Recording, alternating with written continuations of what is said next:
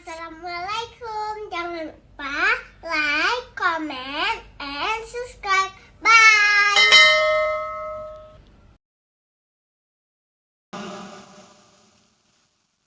Di antara bentuk wahyu, Jibril datang menitip pesan langsung ke hati diri Nabi sallallahu alaihi wasallam. Seperti pada hadis yang disampaikan tadi.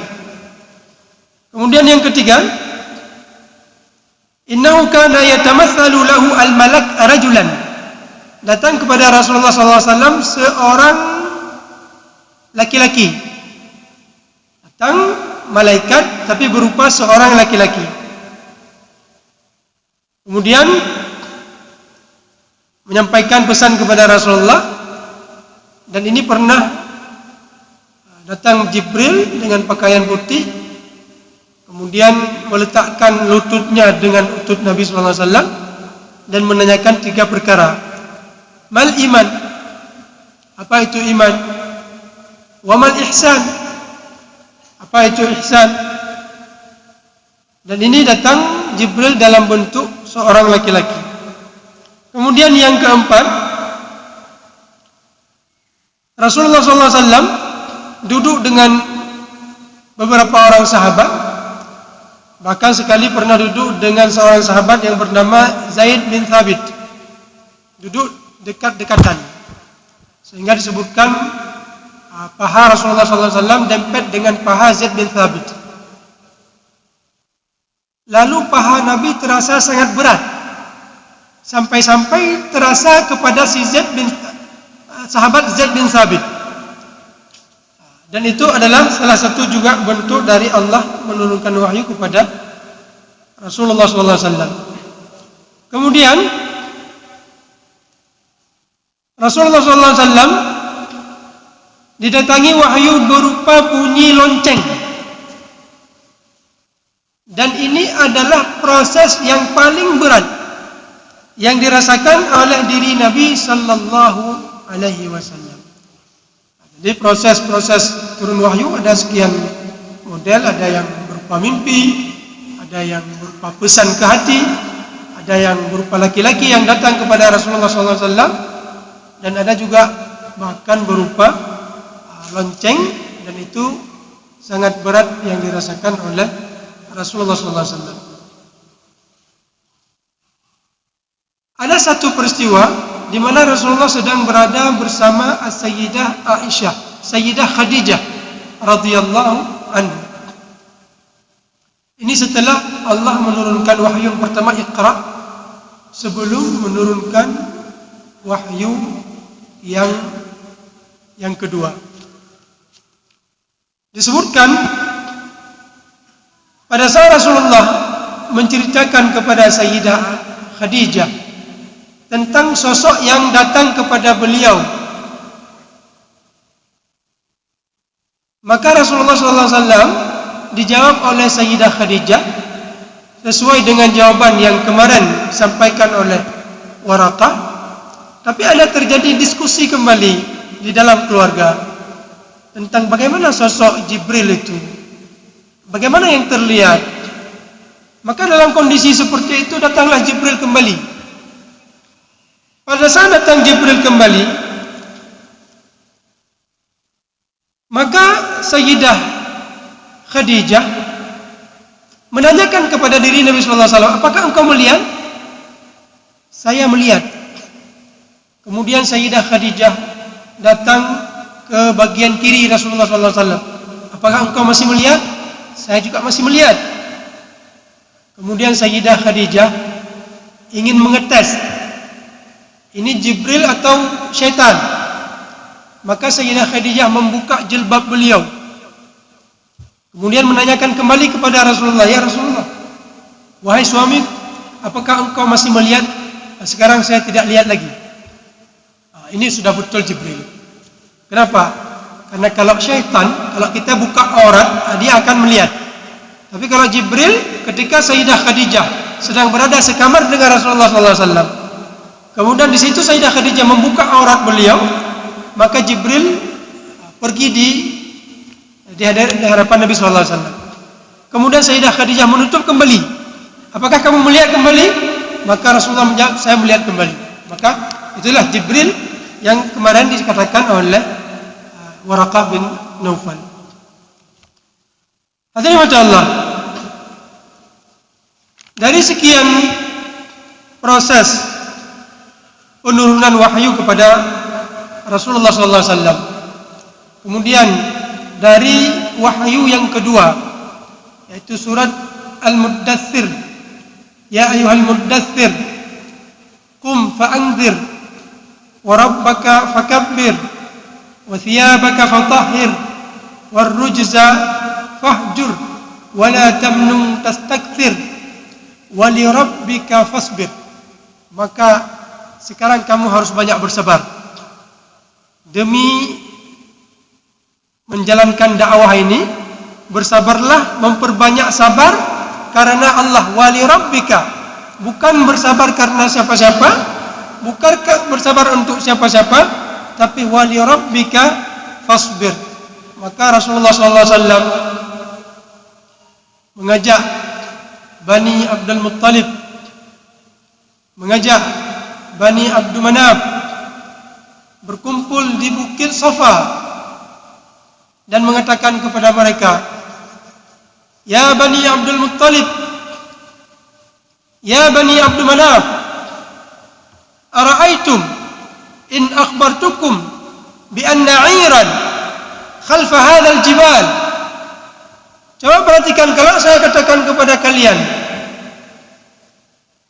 bahwa di belakang gunung ini ada sekelompok tentara yang akan menyerang Ka'bah, yang akan menyerang Mekah. Apakah kalian percaya kepadaku? Nah, ini trik yang Rasulullah gunakan, yang selama ini beliau sampai berumur 40 tahun. Sudah kita sebutkan, dari masa kecil beliau terjadi pembelahan dada. Bukan pembelahan dada itu hanya sekedar mengeluarkan sesuatu yang tidak baik dari hati beliau, tapi lebih kepada pesan kepada orang lain yang menyaksikan itu, bahwa Muhammad ini bukan anak sembarangan, bukan bocah biasa, tapi bocah yang luar biasa, yang dulu di masa kecil sudah didatangi oleh 2 orang malaikat melakukan pembelahan dada terhadap diri dia. Kemudian di masa muda, kemudian di masa umur 12 tahun, di mana Abu Talib diminta oleh seorang pendeta pada saat membawa Rasulullah berdagang ke negeri Syam untuk menjaga Muhammad ini. Kalau sampai dilihat oleh orang Yahudi, ini bisa berisiko kematian, bisa dibunuh. Itu di umur Nabi 12 tahun. Dan berita itu tentu saja tidak hanya diketahui oleh Abu Talib sendiri, tapi disampaikan juga kepada rombongan. Karena Abu Talib meminta untuk memulangkan Rasulullah dari negeri Syam ke Mekah Al-Mukarramah. Kemudian pada saat Rasulullah muda 25 tahun, sebelum menikah dengan Sayyidah Khadijah, juga berjumpa dengan seorang pendeta juga. Dan pendeta itu juga mengatakan demikian. Saya memperhatikan ada pohon yang sujud, ada batu yang sujud, dan peristiwa seperti ini tidak terjadi kecuali pada diri seorang Nabi. Dan cerita ini disampaikan oleh Maisarah kepada Sayyidah Khadijah.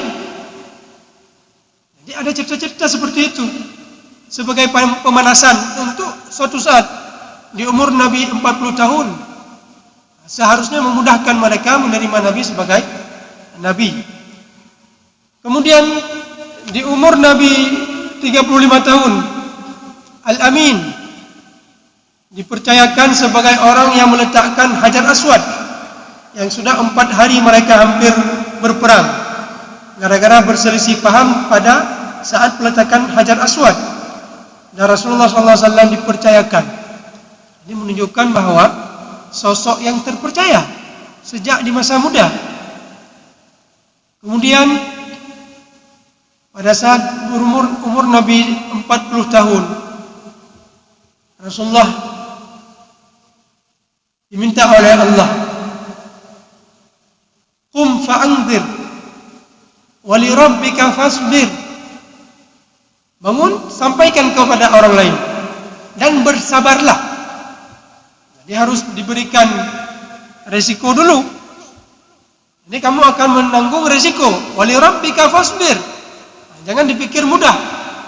Maka Rasulullah SAW mengatakan kepada mereka, kalau saya sampaikan kepada kalian bahwa di belakang gunung ini ada sekelompok tentara yang akan menyerang kalian, akuntum musaddiqiyah, apakah kalian percaya kepadaku? Maka mereka menjawab, kami percaya. Ma jarrabna alaika kadhiba. Kami belum pernah berpengalaman, belum pernah dibohongi oleh engkau. Ma jarrabna alaika kadhiba. Belum pernah engkau membohongi kami. Masa kami enggak percaya? Masa berita yang engkau sampaikan ada tentara yang akan menyerang Ka'bah, itu aja enggak kami percaya? Selama ini kami selalu percaya. Maka Rasulullah SAW, yang tidak ada satupun kata-kata yang keluar dari mulut mereka pada saat itu yang mengatakan kami tidak percaya. Baru Rasulullah mengatakan, fa inni nadhirun lakum baina yadallah. Berita yang akan aku sampaikan kepada kalian adalah berasal dari Allah. Maka di situ baru muncul sifat-sifat pribadi yang busuk dari sebagian mereka, termasuk dari paman beliau Abu Lahab. Tabban laka sa'iral yaum, celaka bagimu sa'ira hadzal yaum, sepenuh hari ini. Alihadza jama'tana, untuk ini engkau mengumpulkan kami. Maka Allah menurunkan ayat, Tabbat yada abi lahabin wa tab, ma aghna anhu maluhu wa ma kasab, sayasla naran dhata lahab, wa imra'atuhu hammalatal hatab, fi jidha hablum min masad. Ini Allah turunkan setelah peristiwa ini. Jadi surat Al-Lahab ini adalah surat yang pertama-tama Allah turunkan kepada Rasulullah SAW. Coba bayangkan, sekiranya Abu Lahab punya pikiran, memikirkan secara panjang lebar untuk menjatuhkan kerasulan Nabi Muhammad SAW. Karena Abu Lahab ini musuh, salah satu musuh terparah Nabi SAW. Tapi kalau sesaat saja dia berpikir, ini saya ingin membuktikan bahwa Muhammad ini bukan Nabi, apa kata dia misalnya? Ini Allah menurunkan ayat yang mencela Abu Lahab. Saya ingin berpura-pura masuk Islam, berpura-pura saja satu hari aja, untuk membatalkan ayat tadi. Untuk saya katakan kepada masyarakat, coba lihat Muhammad ini sudah berbohong kepada kita semua. Ini ayat yang dia katakan diturunkan oleh Allah kepada dia, mencaci maki saya akan masuk neraka, istri saya juga akan masuk neraka. Saya akan batalkan dengan berpura-pura masuk Islam. Bagaimana yang harus Rasulullah lakukan? Tapi itu tidak terjadi. Padahal kalau Abu Lahab berpura-pura saja 1-2 hari masuk Islam, maka ayat yang diturunkan itu seakan-akan salah. Berarti Muhammad mengarang-arang. Dan itu yang tidak terjadi. Dan itu isyarat kepada kita semua, kepada masyarakat yang ada pada saat itu, dan kepada Abu Lahab itu sendiri.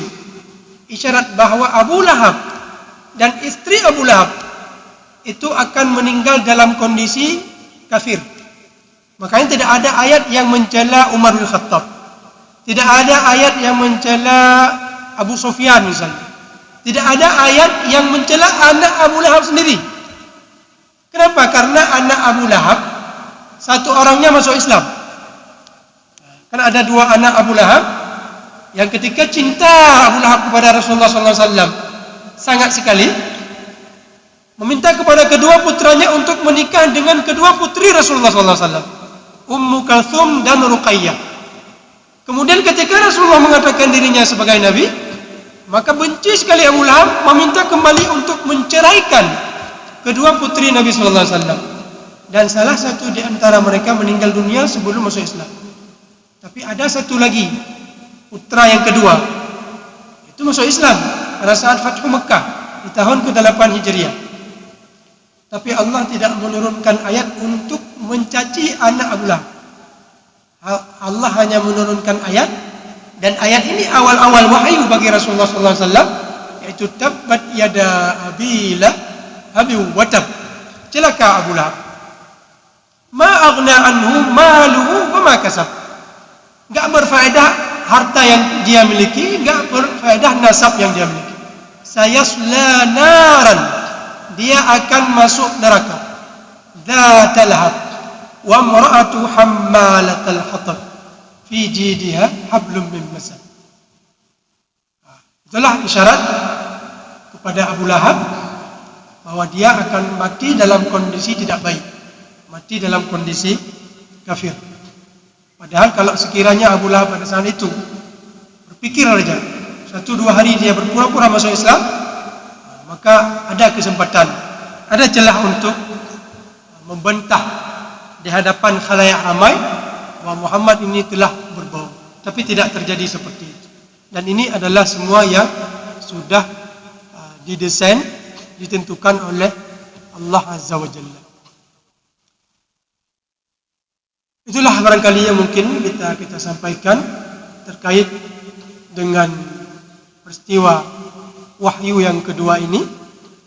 Dan pada wahyu yang kedua ini, pesan yang Allah sampaikan tidak hanya terbatas kepada diri Nabi SAW, juga kepada orang lain.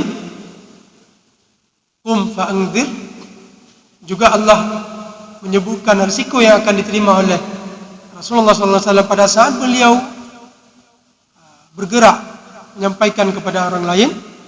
Wali rabbika fasbir, maka untuk Tuhanmu memperbanyak sabar.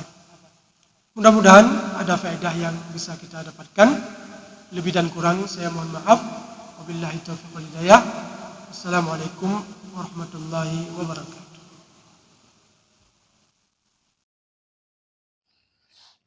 Terima kasih.